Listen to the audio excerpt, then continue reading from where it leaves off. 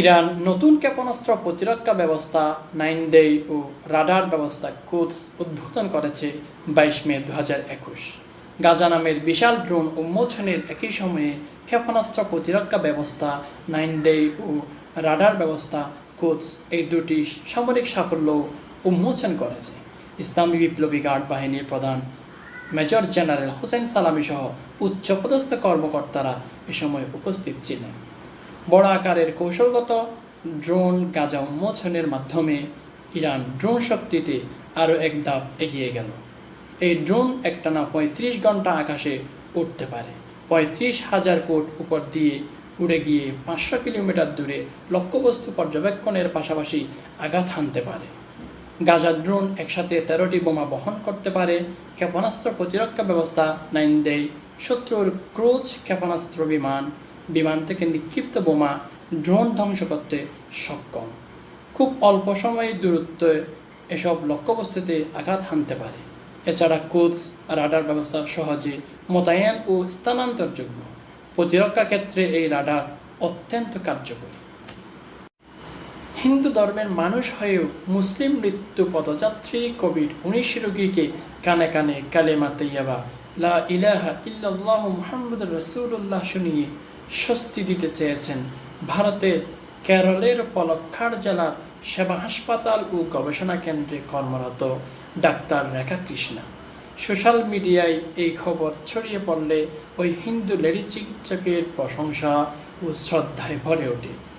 সংকটের এই সময়ে এমন আচরণে বিস্মিত হয়েছেন সকলেই।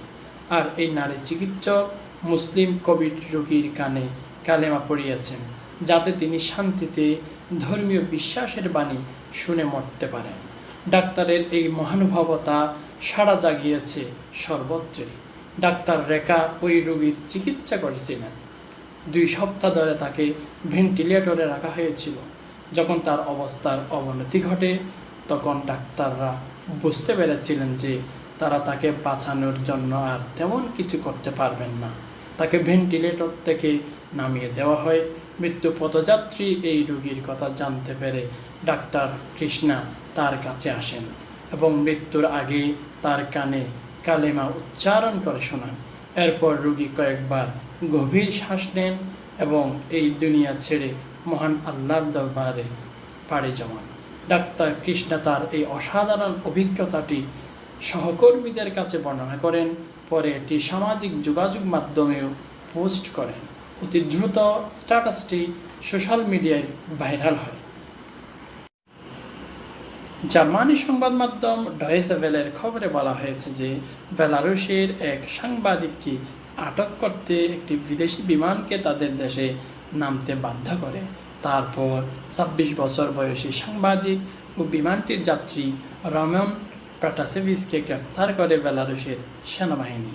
ধারণা করা হচ্ছে, যেহেতু তিনি বেলারুশের বর্তমান প্রেসিডেন্ট আলেকজান্ডার লুকাশেঙ্কোর কট্টর বিরোধী ও সেদেশের বিরোধী আন্দোলন সমর্থন করেন এবং এই নিয়ে সংবাদও প্রচার করে, সেহেতু সরকার কৌশলে তাকে আটক করে।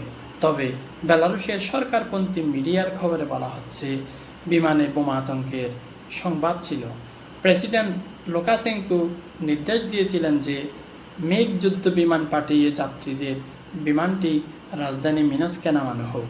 যদিও নামানোর পর বিমানে কোনো বোমা পাওয়া যায়নি। বিমানটি গ্রিস থেকে লিথুয়ানিয়া যাচ্ছিল। বেলারুশের উপর দিয়ে যখন বিমানটি যাচ্ছিল, তখন হঠাৎ তার দিক বদল করা হয়। বিমান যখন নামছে, তখন সাংবাদিক রমন প্রাটাসেভিচ তার সহযাত্রীদের বলেন, আমাকে ওরা ফাঁসিতে ঝোলাবে। বেলারুশের সেনারা সাংবাদিক প্রাটাসেভিচকে ধরে নিয়ে গেলেও তার জিনিসপত্র রানওয়েতে ফেলে দেওয়া হয়। বেলারুশের বিরোধী দলীয় নেত্রীর এক সহযোগী ফ্রাঙ্ক গণমাধ্যমকে জানিয়েছেন, প্রাটাসেভিচ বিমানবন্দরে থাকতে ফোনে বলেছিলেন যে গ্রিস বিমানবন্দরে তাকে অনুসরণ ও ভ্রমণ সংক্রান্ত কাগজের নথি পর্যবেক্ষণ করা হচ্ছে। মধ্যপ্রাচ্যের প্রভাবশালী রাষ্ট্র সৌদি আরবে বিদেশি নাগরিকরা তাদের অবস্থানে আকামা ও ভিসার মেয়াদ 2 জুন পর্যন্ত বিনামূল্যে বাড়াতে পারবে। দেশটির পাসপোর্ট কর্তৃপক্ষের বরাত দিয়ে 24 মে 2021 সোমবার ভারতীয় গণমাধ্যম সিয়াসত ডেইলিতে এই খবর জানানো হয়েছে।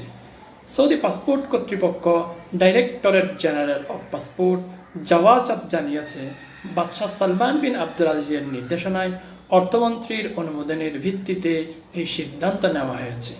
জাওয়াজাত আরও জানায়, কোভিড-19 সংক্রমণের কারণে সৌদি আরবের বাইরে গিয়ে আটকে পড়া বাসিন্দাদের সুবিধার্থে এই ব্যবস্থা নেওয়া হয়েছে।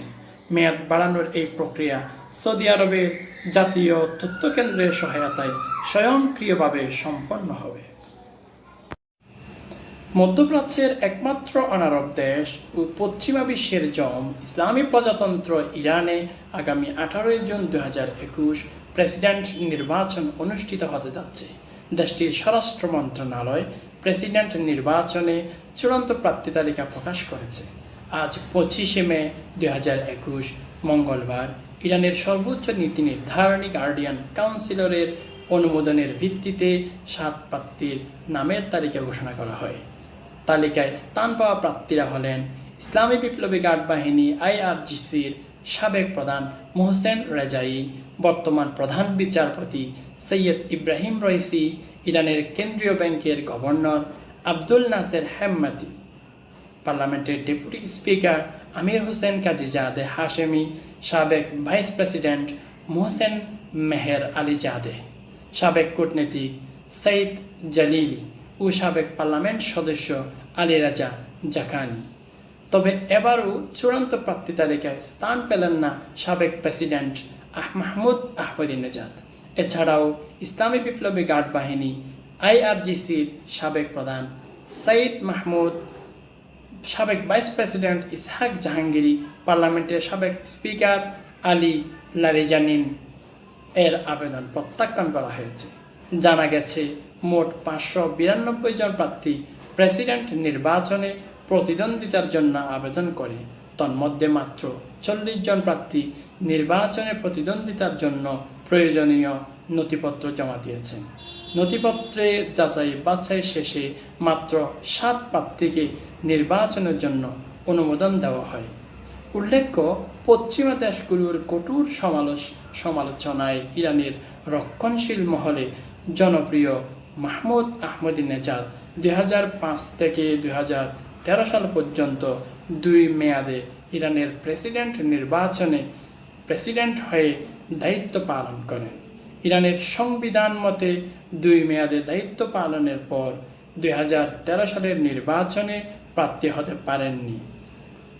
তাছাড়া ইসলামী প্রজাতন্ত্র ইরানে পরপর 2 বার প্রেসিডেন্ট নির্বাচন করা অবৈধ। ব্রিটিশ সংবাদ মাধ্যম BBC জানিয়েছে, দ্বিতীয় মেয়াদে লেবার পার্টির সাদিক খান লন্ডনের মেয়র নির্বাচিত হয়েছেন। গত 22 মে 2021 শনিবার রাতে তিনি তার প্রতিদ্বন্দ্বী শন বেইলিকে পরাজিত করেন। প্রথম রাউন্ড ভোটে কেউ সংখ্যাগরিষ্ঠতা অর্জন করতে না পারায় দ্বিতীয় রাউন্ডে নির্বাচন অনুষ্ঠিত হয়। এতে সাদিক খান 55.2% পপুলার ভোটে নির্বাচিত হয়েছেন। সাবেক MP সাদিক খান 2016 সালেও যুক্তরাজ্যের রাজধানী লন্ডনের প্রথম মুসলিম মেয়র নির্বাচিত হয়েছিলেন। লন্ডনে এবারের মেয়র নির্বাচনে তৃতীয় হয়েছেন গ্রিন পার্টির সিনবেরি, আর লিবারেল ডেমোক্র্যাটস পার্টির লোসাপেরিট হয়েছেন চতুর্থ। 5 ভাগের বেশি ভোট পেতে ব্যর্থ হওয়ায় তার জামানতি বাজেয়াপ্ত হয়েছে। পুরো নির্বাচন প্রক্রিয়ায় সাদিক খান এগিয়েছিলেন। কোনো জরিপে বলা হয়েছে তিনি প্রথম রাউন্ডে অর্ধেকের বেশি ভোট পেয়েছিলেন, কিন্তু 2016 সালের মতো এবার রেকর্ড সংখ্যক ভোট পেতে তিনি ব্যর্থ হয়েছেন। সাদিক খান 2,28,000 ভোটের সংখ্যাগরিষ্ঠতায় বিজয়ী হয়েছেন। পাকিস্তানি বংশোদ্ভূত সাদিক খান 1970 সালের 8 অক্টোবর সাউথ লন্ডনে জন্মগ্রহণ করেন। তার দাদা 1947 সালে ভারতবর্ষ থেকে পাকিস্তানে চলে যান এবং তার বাবা আমানুল্লাহ ও মা সেরুন 1968 সালে পাকিস্তান থেকে লন্ডন পাড়ি জমান। সাদিক খান ছিলেন বাবা মায়ের 8 সন্তানের পঞ্চম। লন্ডনে তার বাবা আমানুল্লাহ বাস চালক ও মানবাধিকার আইনজীবী হিসেবে কাজ করেন। ব্যক্তিগত জীবনে তিনি 2 কন্যা সন্তানের জনক এবং তার স্ত্রীর নাম সাদিয়া। সাদিক খান একবার বলেছিলেন, অদূর ভবিষ্যতে ব্রিটিশ একজন মুসলিম প্রধানমন্ত্রী পাবে, তবে তিনি ওই ব্যক্তি নন। As Mayor, my hope is that the Black Lives Matter movement can be translated into real and lasting change, because that's the best possible tribute we could ever pay to George Floyd, making sure that we don't just get justice in the courtroom, but in wider society too.